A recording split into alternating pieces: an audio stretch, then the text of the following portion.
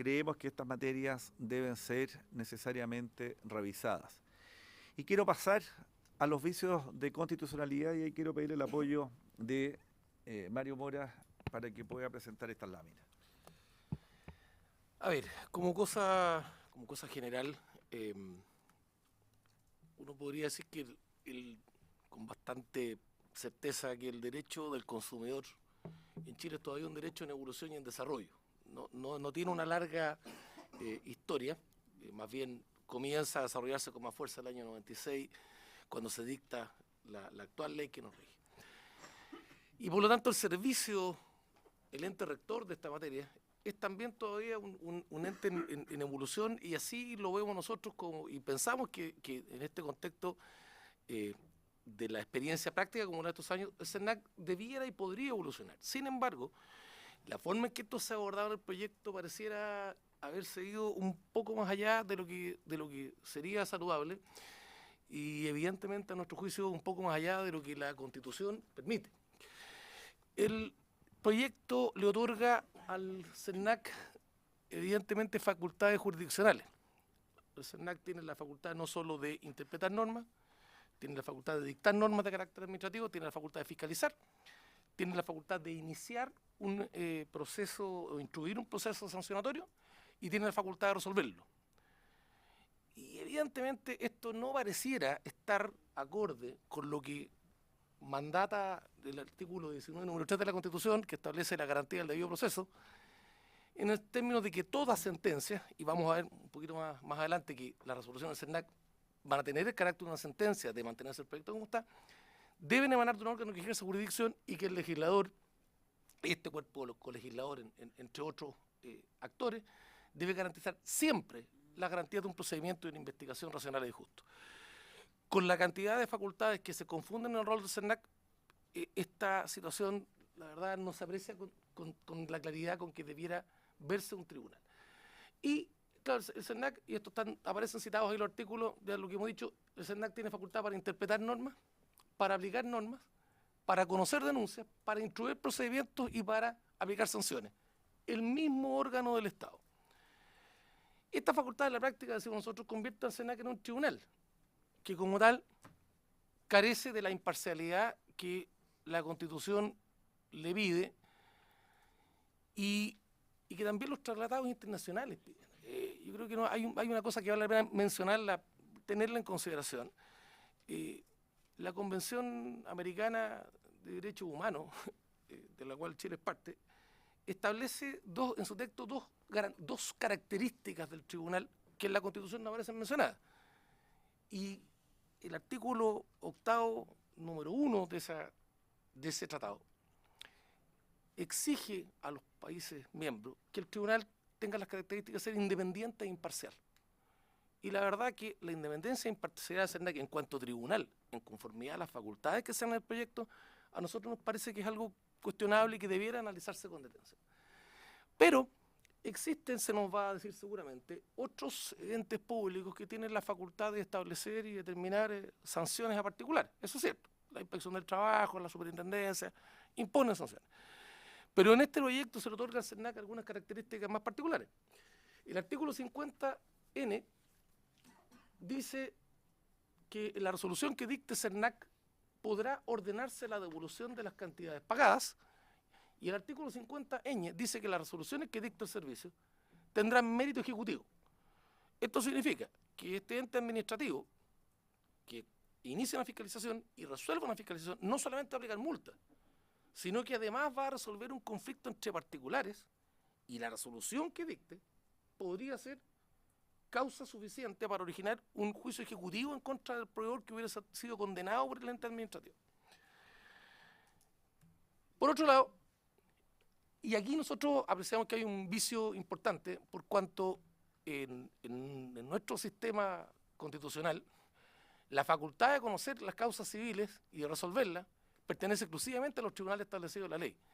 Y por otra parte, los tribunales de justicia, que tienen la competencia exclusiva y excluyente para resolver conflictos entre privados, tienen normas sobre nombramiento, normas que miran a garantizar su independencia, normas que miran a establecer la responsabilidad de los jueces, y adicionalmente todos ellos están sometidos a lo que se llama la Superintendencia Correccional de la Corte Suprema.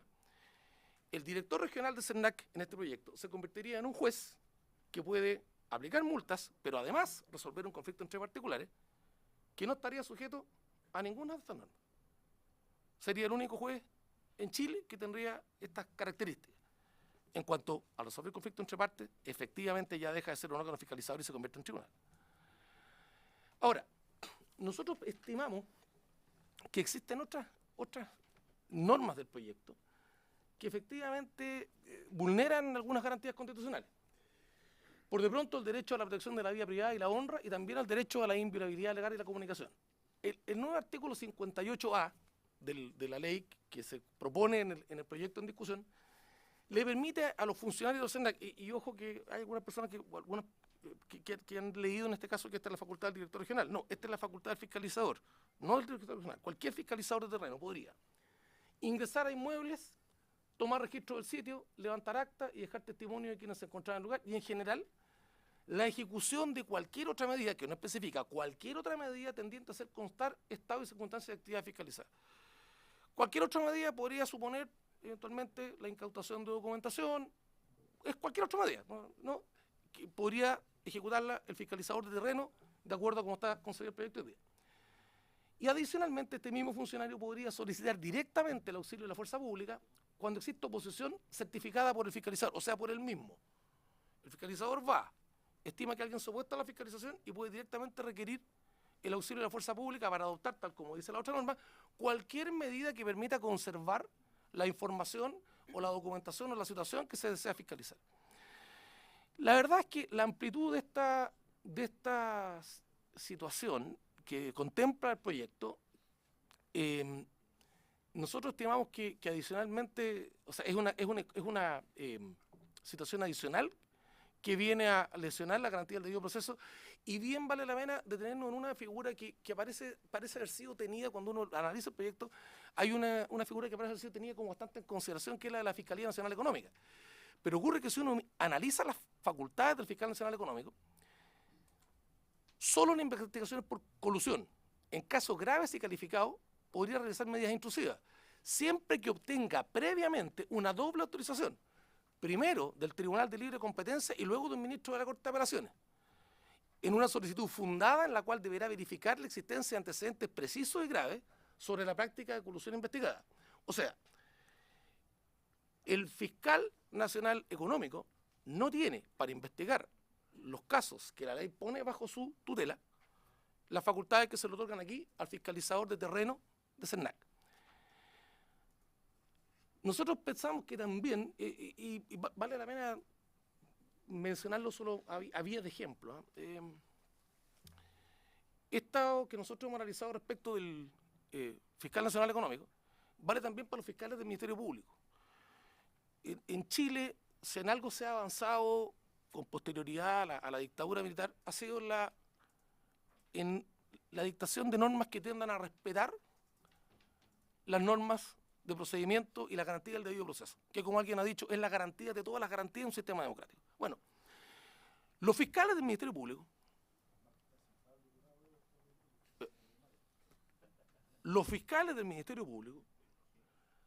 en Chile no pueden adoptar ninguna medida de fuerza. No, dije dictadura, diputada. Afortunadamente, como estamos en este espacio democrático, esta es mi visión del gobierno militar. Entonces, bueno, el fiscal del Ministerio Público no puede decretar ninguna medida que afecte una garantía constitucional, no puede detener, no puede incautar, no puede allanar, sin una autorización expresa del juez de garantía. El fiscal del Ministerio Público, investigando un crimen, no tiene esa facultad. La facultad es que este proyecto le atribuye al fiscalizador de CERNAC. Nosotros pensamos que aquí hay una ruptura de los equilibrios y de las exigencias que impone la Constitución a las cuales ya me referí. Ahora, si uno analiza con algún detalle todavía la normativa que se propone, el artículo 50, letra N, que regula la resolución que dicta el SERNAC, que ya hemos visto que permite imponer multas y eventualmente ordenar restituciones pecuniarias a las partes, o sea, resolver un conflicto entre privados, lo que es privativo de los tribunales, le da todavía otra facultad y dice que en esa misma resolución el director regional de SERNAC se convierte en un regulador que podrá disponer otras medidas que tengan por objeto prevenir o corregir la infracción cometida. Prevenir la infracción cometida. O sea, usted, señor, yo lo condeno porque yo estimo que esta práctica ha infringido la ley, pero además le ordeno que en lo sucesivo usted actúe de esta manera. Y se le ordena en una resolución que además, en lo que respecta a las restituciones y prestaciones, tiene mérito ejecutivo. Esto, desde nuestro punto de vista, implica derechamente convertir al director regional del SERNAC en un regulador económico. Y nos parece que, si bien es cierto, este derecho en evolución y este servicio en evolución de sus capacidades, no debiera tener este tipo de atribuciones que aquí se pretenden dar. Aquí nosotros nos planteamos algunos cuestionamientos, ¿no?, que tienen que ver con el contrapunto que se produce cuando yo convierto a este SERNAC en tribunal. ¿Qué pasa cuando SERNAC resuelve un reclamo y dice A y luego un tribunal de justicia está conociendo de esta misma materia? Si SERNAC tiene facultades para interpretar y tiene facultades para resolver. ¿Qué pasa si los tribunales de justicia han dicho, señor, esta norma yo la interpreto así y esto se resuelve así, y luego el director regional de SERNAC de la 11ª región dice, yo estimo algo distinto, y el director regional de SERNAC de la 1ª región estima todavía algo diferente? ¿Qué pasa con los reclamos respecto de una determinada situación, los reclamos individuales que SERNAC estaría llamado a resolver si respecto de una materia ya ha interpuesto una demanda colectiva, donde ha expresado una posición y está ejerciendo una acción en contra o en el interés de un grupo grande de consumidores? Eso querría decir que, bueno, todos esos reclamos, para ser coherentes, automáticamente deberían ser resueltos en contra de los proveedores. Da lo mismo lo que hubiese dicho todavía el tribunal que está conociendo de la demanda colectiva de que se trate. ¿Cómo se resuelve una mediación colectiva en un sentido distinto de lo que se haya resuelto en casos individuales? ¿Qué pasa si SERNAC ha resuelto una determinada circunstancia bajo un criterio, conociendo casos individuales, y luego hubiera una mediación colectiva en la cual los antecedentes pudieran hacer pensar que a lo mejor se le puede dar un tratamiento distinto y lograr un acuerdo con un grupo importante de proveedores que signifique una solución para miles de consumidores? Pero si ya está preso de lo que dijo antes, es complicado. ¿Cómo se evita esto? A nuestro parecer, la ley no se ha detenido a analizar este punto y se ha producido una exacerbación de las facultades de SERNAC que, repito, van más allá de lo que pareciera ser aconsejable, sin perjuicio de lo cual nosotros tenemos claro y nos parece adecuado que el SERNAC deba evolucionar en sus capacidades fiscalizadoras y en sus capacidades eventualmente interpretativas, pero reconociendo algunos límites que hoy día en el proyecto no se observa. Ahora, esto ya se ha mencionado anteriormente, el proyecto implica un retroceso de lo que ha venido siendo la legislación chilena con posterioridad al término del gobierno militar, para no herir la susceptibilidad de nadie. ¿Ya? Y pasa algo curioso. Le pedimos a nuestro invitado que no limite su libertad de expresión por lo que pueda pensar el diputado de Barrio. Hay una... los fundamentos que se tuvieron a la vista para dictar la ley 23.322 que creó los tribunales tributarios y aduaneros. Y esta ley dice que la actual estructura jurisdiccional existente dentro de la administración tributaria, o sea, esto estaba en el fisco, en el Servicio de Impuesto Interno, ha merecido reparos que se centran fundamentalmente en la falta de independencia de ella con respecto al organismo público que las cobija. La crítica enunciada se funda en que la ley obliga a los jueces tributarios a resolver los litigios aplicando la interpretación de la ley que sostenga la dirección del servicio. O sea, el director regional, antiguamente de Impuesto Interno, era bien curioso que fuera a fallar en contra de un dictamen interpretativo de su director nacional, que además es su jefe. Bueno, aquí podría pasar exactamente lo mismo. El director nacional del SERNAC tiene facultad interpretativa y yo no sé cómo después el director regional falla en contra de lo que dijo el jefe. Y después dice, asimismo, se agrega la circunstancia que los jueces tributarios son funcionarios de exclusiva confianza del director de Impuestos Internos Estas situaciones, concluyen los críticos, le restan imparcialidad a la hora de resolver los litigios que la ley ha colocado en la esfera de sus atribuciones. Esto, señores diputados, honorables diputados, son párrafos textuales tomados del mensaje con que se mandó a esta misma corporación la ley que, resolviendo una iniquidad que se mantuvo por años en el sistema chileno, creó los tribunales tributarios y aduaneros y le eliminó las competencias jurisdiccionales al director del Servicio de Impuesto Interno y al director de aduana. Porque en realidad eso es incompatible con un Estado de Derecho, ¿no? Y con el respeto de las garantías individuales. Y yo le entrego la palabra ahora a mi colega Eduardo Escalona. Exacto, Eduardo. Señor presidente, por su intermedio. Que en realidad no son así.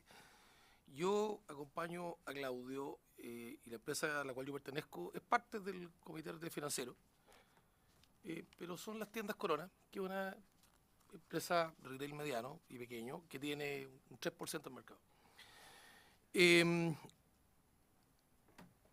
Hay una especie de mito que se produce en términos de que todas estas empresas que participan en estos colectivos tienen rentabilidades excesivas y recursos ilimitados.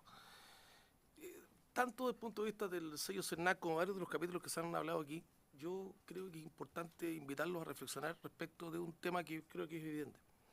A mayor regulación, solamente las grandes empresas, los grandes conglomerados, son los que pueden resistir esta mayor regulación, esta mayor exigencia. Hay una cantidad importante de empresas que son distintas del comercio detallista que representa don Rafael Consilli, que no estarían en condiciones de competir con las grandes cadenas supermercadistas o las grandes empresas de distribución que hoy día existen en Chile y que se han convertido en general en una gigantesca empresa de servicios más que productores. Yo los invito a tener presente que no todas las realidades, no todo el comercio, incluso no todo el retail es falabella por graficarlo en alguna marca. Respecto al tema de la constitucionalidad que preguntaba el diputado Farca, bueno, ¿cómo resolver el problema de la constitucionalidad? Yo creo que esto es relativamente sencillo y tiene que ver un poco con lo que también planteaba el diputado Núñez en el caso que usted planteaba. ¿Por qué, voy a partir al revés, por qué la superintendencia actuó de esta manera y tiene facultades para hacerlo y a nadie le parece raro? Aunque sea una perogrullada, ¿por qué una superintendencia? Y tiene, por lo tanto, una estructura distinta, ¿no? Tiene recursos diferentes, tiene potestades diferentes. Este es un servicio que estamos buscando a través de la ley, o se está buscando una evolución de este servicio. Entonces, hay una situación estructural, orgánica, que hace que sea diferente y que además, en el caso particular de la superintendencia, estamos hablando de mercados regulados y servicios públicos. ¿Cómo se resuelve el tema de la constitucionalidad? Diputado Farca, nosotros pensamos que esto es relativamente simple. Este servicio, que aquí se mencionaba que en la ley parece tratar al consumidor como si fuera un trabajador. Yo creo que no. Pero sin embargo quiero plantear algo recogiendo lo que dice precisamente usted, señor presidente, respecto de las posibilidades de mejorar este proyecto. Yo creo que no sería malo que a lo mejor el CERNAC se pareciera a la Inspección del Trabajo. En el Código del Trabajo y en las facultades de la inspección hay discriminación objetiva en la ley respecto de las multas a aplicar conforme a todos los criterios que usted señala, que a mí me parecen absolutamente atendibles y efectivamente creo que hay un espacio grande para la creatividad y para la adaptación de una figura a la otra. Creo que para fortalecer el rol conciliador del CERNAC y el rol resolutor de problemas en el CERNAC, sería bueno establecer, fortalecer la facultad de mediadora. La primera manera de fortalecerla es que la comparecencia ante el CERNAC fuera obligatoria. Cuando a mí me citan, y si no voy me multan, tal como ocurre con la Inspección del Trabajo. Ahora, y en la medida en que hay una racionalidad establecida en la propia ley, en las multas, voy a otro elemento interesante que tiene la Inspección del Trabajo. La ley orgánica de la Inspección del Trabajo contempla que para ser fiscalizador yo tengo que haber o acreditado una capacitación o experiencia relevante. O sea, creo que no es malo. No sería malo porque efectivamente yo creo que, acogiendo lo que usted plantea en términos de la relación entre el consumidor y los proveedores, salvo en el caso del comercio detallista, efectivamente puede existir una desproporción económica entre la fuerza económica de la empresa o del proveedor y la fuerza económica del consumidor. En la medida en que uno fortalece este rol mediador, bueno, más conflictos van a tener solución y van a tener solamente reparación inmediata. Y ahí hay una figura re interesante también en la normativa del trabajo, que nos permite que un acta de comparendo, cuando hay una conciliación en la instancia administrativa, esa acta, cuando yo proveedor digo, señor, estoy de acuerdo con esta solución y me comprometo a pagarle al trabajador, en este caso, o en este caso al consumidor, una determinada suma, esa acta tiene fuerza ejecutiva, porque interviene un acuerdo. Si no hay acuerdo, tenemos que ir a un tribunal imparcial. Y yo creo que de esa manera se resuelve, en buena medida, el tema de constitucionalidad que plantea el diputado Farca y a su consulta. Muchas gracias. Mira, Solo para cerrar, quedan diputado. 16 minutos y queda otro invitado. Entonces, la verdad es que